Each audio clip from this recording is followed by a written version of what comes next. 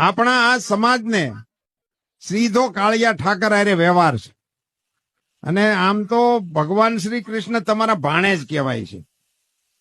તમે ભરવાડના ભાણેજ મળવા આવો સુંદરવર શામળિયા, એ તમને ટાઇટલ છે. આવું ટાઇટલ કોઈને નથી. અને તમે એનું મોહાળ કહેવાઓ. જેણે મહાભારતના યુદ્ધની બે સેનાઓની વચ્ચે વિશ્વને જ્ઞાન આપવાનો ગીતાનો ગ્રંથનું ઉદ્બોધન કર્યું, એ તમારા ભાણિયા ભાઈ છે. કેવડી મોટી વાત છે.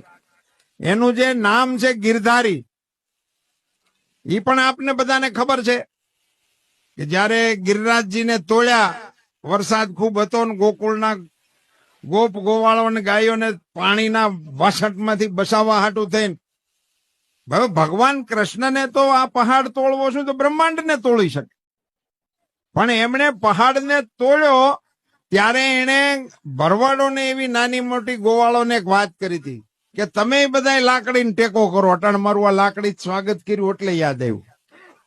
એટલે બધા ગોવાળિયાઓએ લાકડીને ટેકો કર્યો અને એને બધાને એમ લાગ્યું કે અમારા ટેકાને કારણે અત્યારે આ ગિરિરાજ ભગવાને તોડ્યો છે. એવો ભગવાને ગોવાળોને જસ આપ્યો